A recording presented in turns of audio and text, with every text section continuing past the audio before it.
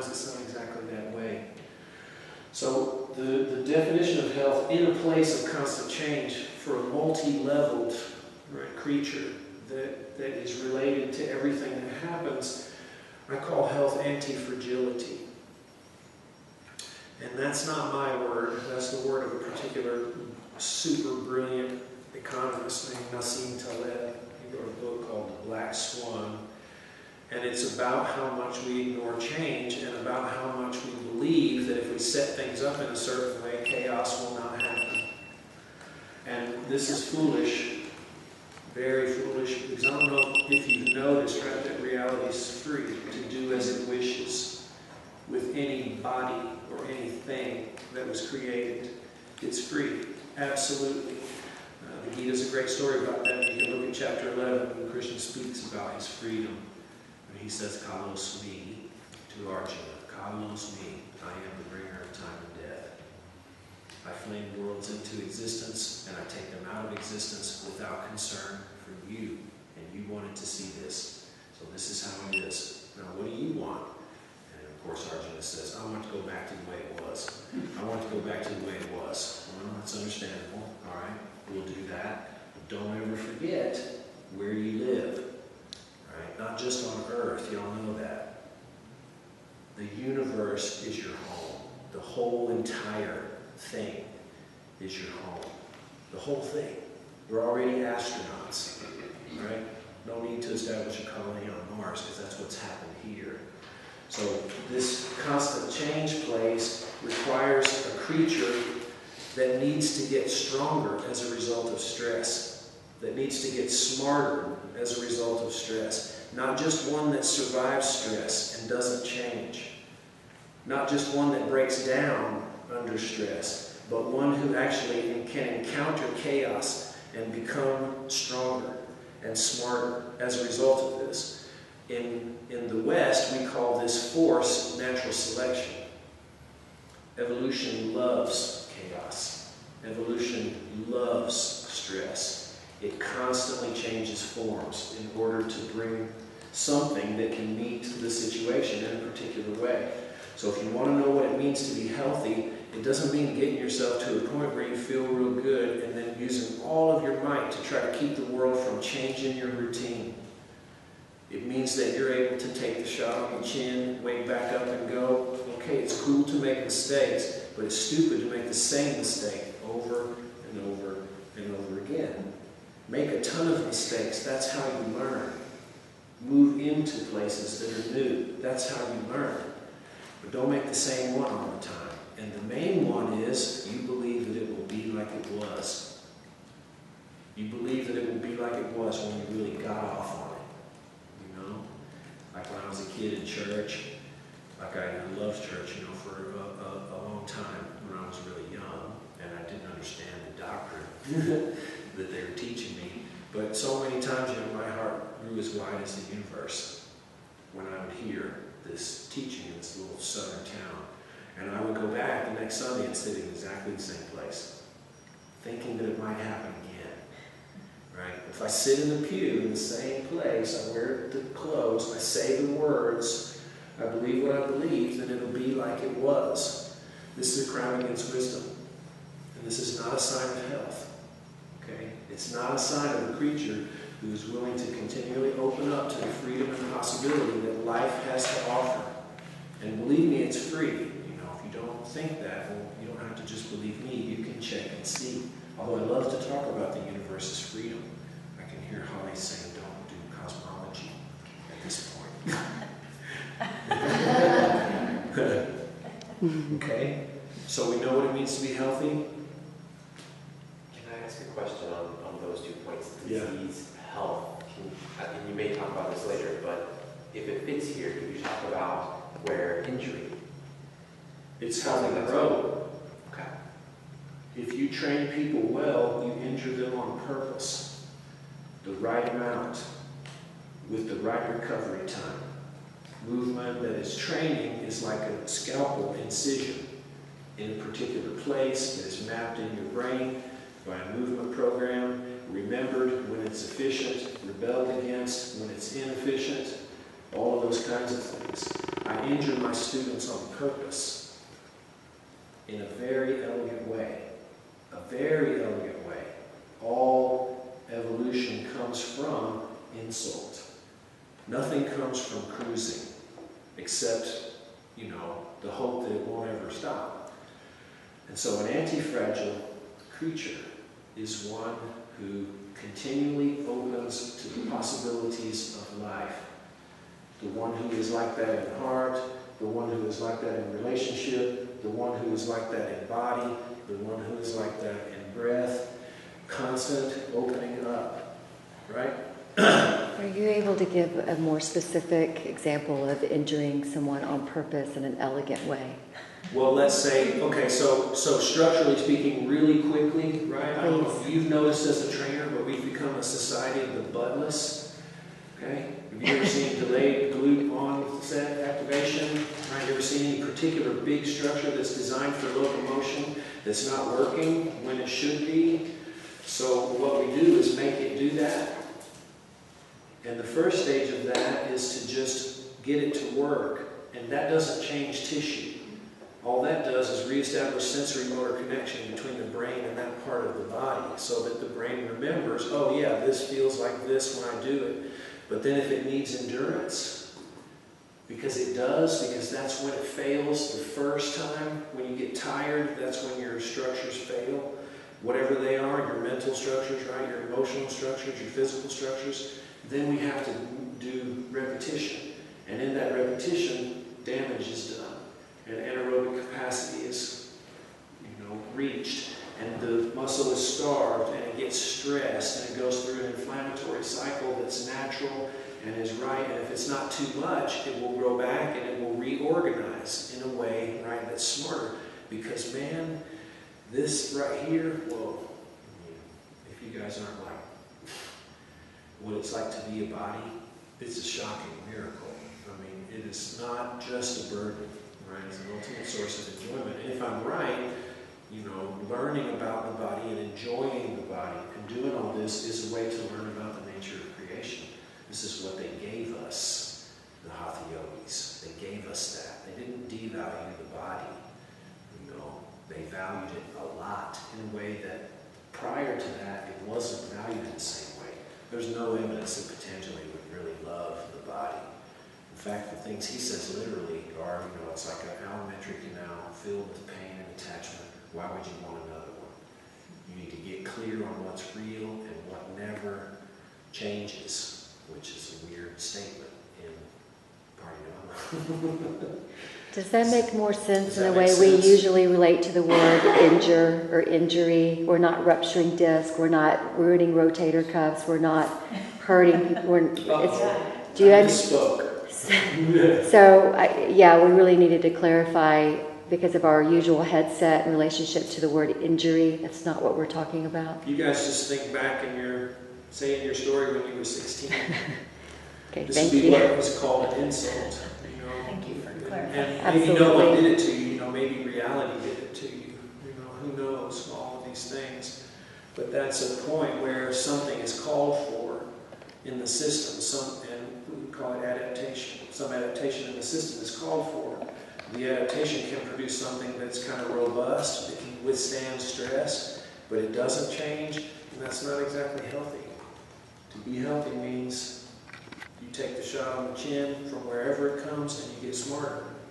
And actually you seek out places in your own system where you might be fragile. And that's a rare creature, right, to do that. Especially a creature who understands that there's emotional Achilles heels, mental Achilles heels, breath-related, right, Achilles heels, things like that.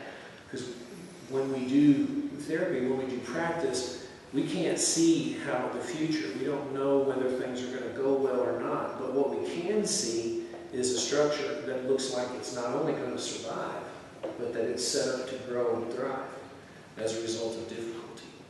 So that's kind of what that means. Now, There's another question, Matthew. Anti-fragility. Yeah. Some more questions? That's okay. Where do we consider genetic disease like heart failure, kidney failure within this born with it? Yeah. What do you mean, what do we say about it Or how do we think about it within this? within this Yeah, space. karma? Which is kind of like saying, I don't know. That's Why more is this honest. person dealt this particular hand? You know, what's that like? If it's, depending on the severity of it, what we call yoga therapy can help someone tolerate it, right? And live a life, however long it is, right, that isn't devoid of purpose. I mean, because that's obvious. That is because our definition of health isn't limited to symptom-free. Like a person who has cancer in this model could be one of the healthiest people you've ever met, depending on how they relate to it, what comes as a result of it. Do they remain open to the freedom of the universe? Are they able to touch other people's lives? Are other people's lives able to touch them? So in the West, that'd be called a sick person. And of course, you know, I understand that, but that doesn't define it here, because it can't. This is a realistic assessment of where we are. Do you guys remember you're mortal? I don't know if you remember that. Right? You probably don't remember it a lot, but a yogi, yeah. New people usually go through their time of seeking power, and that's something that's inevitable. That's a sign of a certain stage of development. So, I don't know of anything that will keep that from happening. What I mean is death. But the only difference between me and a person with congenital disease is apparently a certain amount of time. When you look at it that way, my life as a quote-unquote healthy person, could be totally asleep. In America, it's okay to walk around in the world and persecute people in your mind and think, what you think about Mr. Trump and, what he's doing or not, what he's doing and all those kinds of things, and be called healthy because you don't just kind of ruffle anybody else's feathers. That's not exactly this health. It's not exactly the same kind of thing, that's being talked about. And more is needed, than asana. It won't fix your broken heart if you just lost your baby. It can teach you something, but it ain't going to fix it. Don't expect too much from your asana, for sure. So, clear enough, right? Questions about that? Now we're going to move even faster. No questions? Well, this is where we get our ideas about what we work with, right? What might be missing, how we might suggest to people various things, and so on. And also, what does it mean to be healthy? And that's an important one I hope you remember. In a situation of constant change, you got to be fluid. You can't just be rigid. It has to be smart. It has to learn as it goes. It has to make mistakes, but not the same mistake over and over and over again. I think it's a lot to take in, and I think Annie and maybe even Selena asks questions because I think it's important not to make people feel like it's their fault that they're sick, or you know what I mean? When we're dealing with all of the reasons why they have this disease or they have whatever, and What if it is their fault? yeah, how do you approach Okay, hang on. that? Just answer me that. What if it is? Personal responsibility, that's what you talked about. So what's the difference between personal responsibility and feeling guilty? There's a big difference. Yeah. One is a vision of hope, right? Okay, yeah. One is not. But you won't come, let's say, to someone who has been schooled in this way, the dialogue that says, it's not my fault, is of course true in some sense, but it's not helpful for someone who wants to take positive steps, because the positive step is, I'm responsible now. I'm responsible for where I go and for what I do and for what I say. Blame isn't something that could help me. Blame is the omission of taking action. It's a reason to not do X, Y, and Z. And so it is an interesting universe, right? A place to stand up and take responsibility. when almost everything about you could be explained by Newtonian physics and genetic determinism. Almost everything you do, even the nod of your head right there, right, the tilt of your head, the frequency with which you laugh when the discussion gets, focused or whatever, there's something in this system that says, no, I am responsible for my health. I am responsible for the way it's gone, and I'm going to take responsibility for it. Delivering it in a way that is empowering, right, means the right time and the right place and the right amount. Yeah. So. Yeah, this is not to be used because I've definitely witnessed it many times with others. Richard, yes, that somebody has cancer. One of our yoga teachers, came down with breast cancer, and she was shocked at how many letters she received from all different people in many different communities, from the yoga community to the religious community to the Buddhist, whatever it said. Oh, what did you do to cause this? And so there was a blaming. How helpful is that? Having her take an inventory to be able to search where she was a bad girl, because that must be why she got cancer. This is a really gross misuse and misunderstanding, and not helpful way to understand this system. Actually, it's not understanding it really at all. It's staying on the surface of something and casting blame, and so that's not what's being But the other side of the here. same story is what? A year and a half before that, she got a breast examination. There was a small lump there, and he said, "I advise that you do something." And she about ignored this. it for a year. And she didn't do anything. She was afraid. So it's like it's all of it. Who's responsible? Well, number one killers in our country are lifestyle diseases. And, how do we,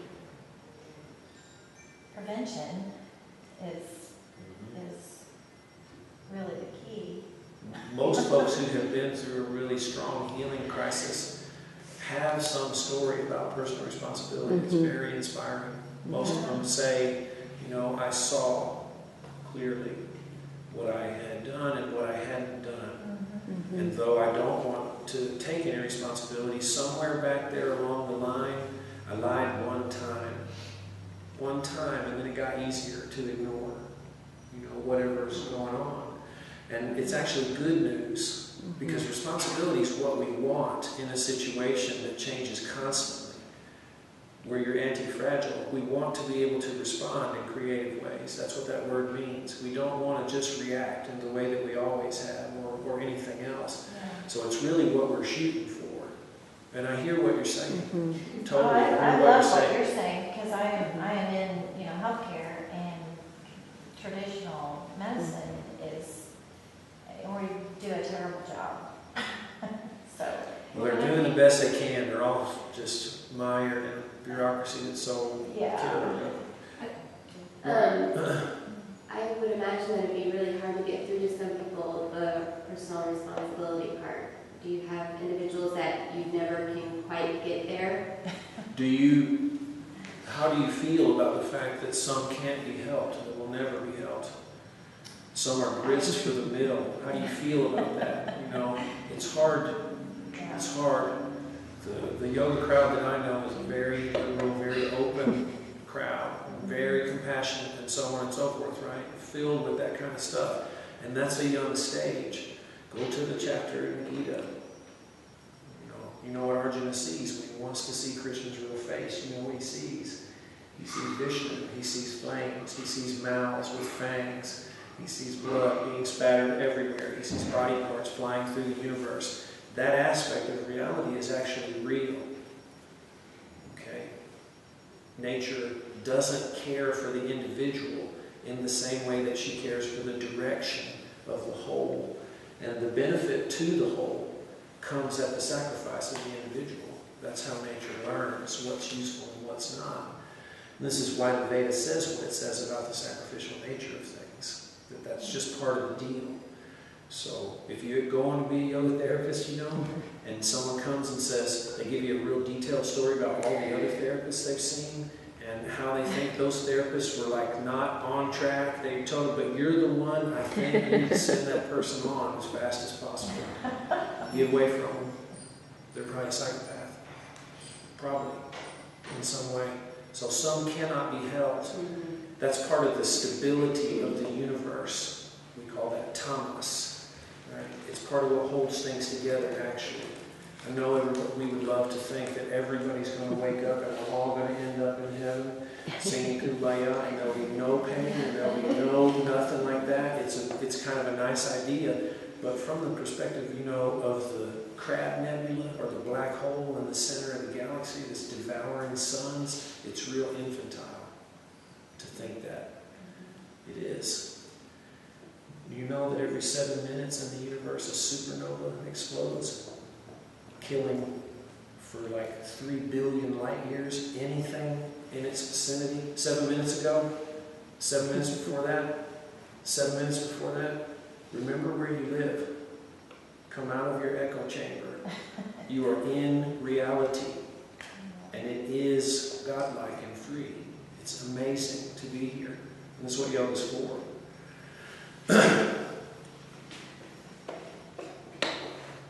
So, you guys want a break? Just take 5. We'll have a short practice. That'll be easy. I want to